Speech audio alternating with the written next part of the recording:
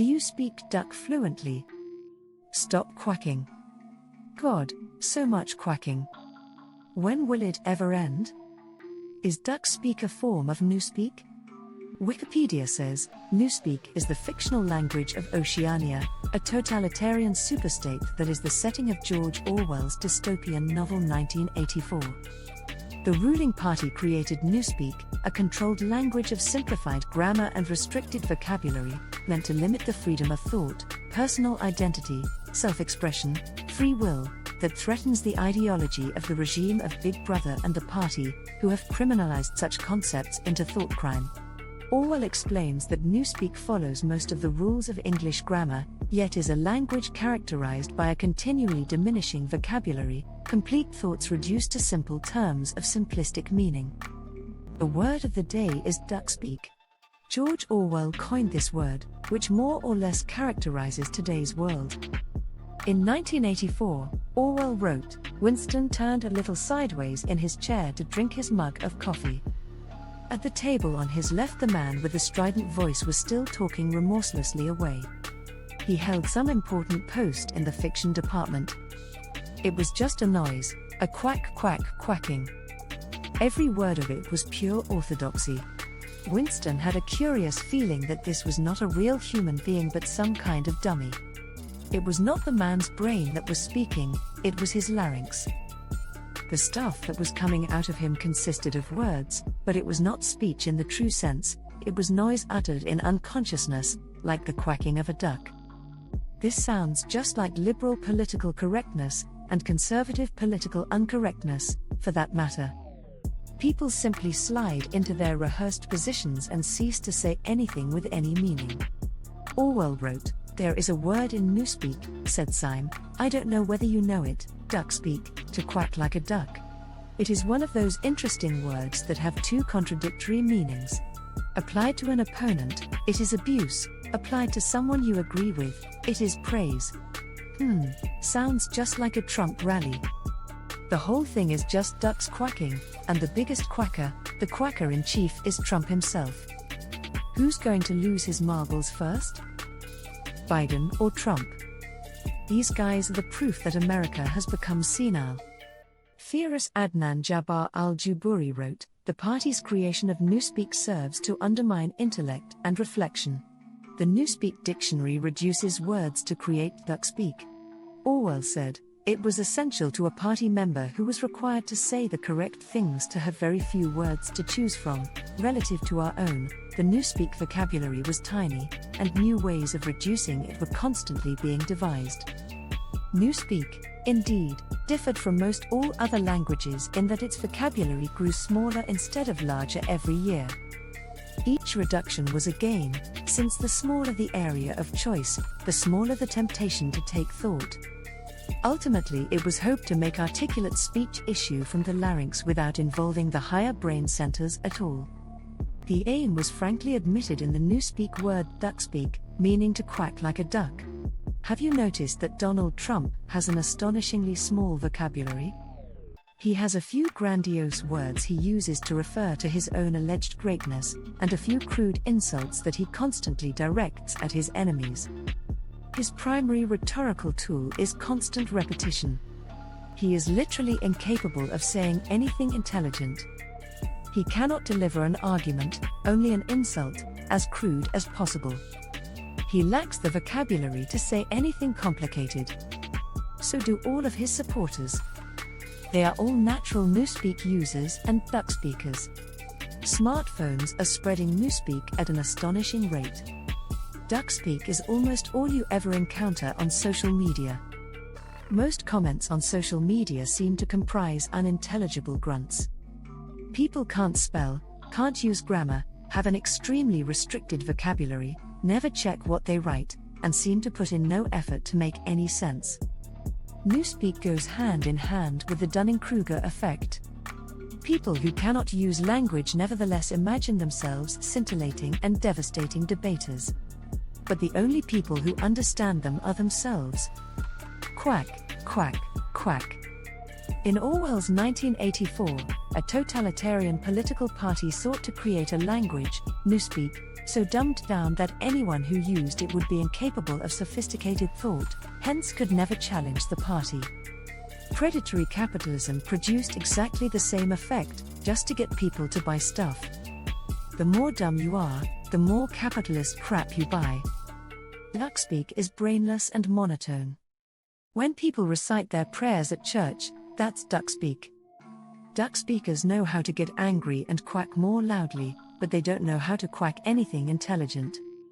Duckspeak, automatic, vocal support of political, religious or social orthodoxies, infantile babble, unthinking speech, jargon, vocalizations that require no thought and no effort. Duckspeak is quacking like a duck or speaking without thinking. Duckspeak can be either good or ungood, i.e. bad. It all depends on who is doing the speaking and why. To speak drivel may be ungood, but to speak drivel for the good of the chosen cause may be good. Trump's press secretary is a duck speaker. She says whatever is required of her, no matter how silly. She never misses a beat. She quacks like a duck but has absolutely nothing to say. There is neither form nor content, just quacking. To speak rubbish and lies may be ungood, but to speak rubbish and lies for the good of the party may be good. Orwell wrote, ultimately it was hoped to make articulate speech issue from the larynx without involving the higher brain centers at all. This aim was frankly admitted in the newspeak word duckspeak. Like various words in the B vocabulary, duckspeak was ambivalent in meaning. Provided that the opinions which were quacked out were orthodox ones, it implied nothing but praise, and when the Times referred to one of the orators of the party as a double plus good duck speaker, it was paying a warm and valued compliment. Social media involves people doing the typing equivalent of duckspeak. They produce automatic nonsense, with no intelligence behind the words. Social media is just a global exercise in quacking and clucking. Orwell wrote, what was required, above all for political purposes, was short-clipped words of unmistakable meaning which could be uttered rapidly and which roused the minimum of echoes in the speaker's mind. The words of the B vocabulary even gained in force from the fact that nearly all of them were very much alike. Almost invariably these words, good think, mini-packs, prolfeed, sex crime, joycamp, ingsoc, belly feel, thinkpol, and countless others, were words of 2 or 3 syllables, with the stress distributed equally between the first syllable and the last. The use of them encouraged a gabbling style of speech, at once staccato and monotonous. And this was exactly what was aimed at. The intention was to make speech, and especially speech on any subject not ideologically neutral, as nearly as possible independent of consciousness. For the purposes of everyday life it was no doubt necessary, or sometimes necessary, to reflect before speaking, but a party member called upon to make a political or ethical judgment should be able to spray forth the correct opinions as automatically as a machine gun spraying forth bullets. His training fitted him to do this, the language gave him an almost foolproof instrument, and the texture of the words, with their harsh sound and a certain willful ugliness which was in accord with the spirit of ingsoc, assisted the process still further. Orwell was a master of language, and that meant he was acutely attuned to the corruption of language. People just don't get how important language is. If you have ever listened to politicians speaking, they more or less say nothing. They have lines written for them by spin doctors, and their task is simply to deliver these regardless of what they are asked.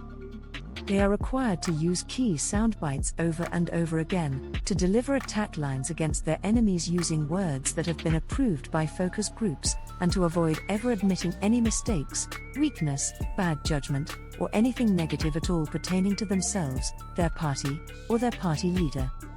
The upshot is that it is impossible for any politician to express opinions of their own, to be anything other than a programmed robot towing the party line. These people are therefore inauthentic and acting in bad faith. They are the last people who should be allowed to have any political control and authority over the people. The very way in which politics is conducted, inherently dishonestly and pursuing mindless partisanship, means that politics is well and truly dead. No decent person would ever go into politics as it currently operates. Everything about it is sick and depraved. Orwell wrote, relative to our own, the Newspeak vocabulary was tiny, and new ways of reducing it were constantly being devised. Newspeak was about having such a limited vocabulary that you could basically say only what your political masters wanted you to say. It was impossible to engage in dissent and rebellious thoughts since no such words existed. The fewer the words you had to choose from, the more narrow and limited your range of thought. If the vocabulary was expertly chosen, as it was by Newspeak, it became impossible to have any unapproved thoughts. Thought crime could never occur. The limitations imposed on language made it unthinkable. Many Christians and Muslims have such narrow vocabularies that they cannot think in non-Christian or non-Muslim terms. Predatory capitalism is all about dumbing down the people so that all they are capable of doing is buying, engaging in mindless consumerism, 24/7. Much of the noises spouted by integral theorists comes across as nothing but duck speak. Always beware the quackers. The ugly handsome boy. The story is told of the repulsive child whose mother abandoned him. A kind spirit took pity on him and tried to make him beautiful, but even she couldn't overcome his hideousness. Instead, she provided him with magic hairs that caused others to perceive him as handsome, intelligent, and charming. Given the fawning response to him, the boy grew up arrogant, conceited and filled with self-importance. His personality was as repellent as his true appearance. The attempt to make him handsome had in fact made him doubly ugly. Isn't that a metaphor for integral theory? By trying to be all things to all men, it just made itself universally ugly and false.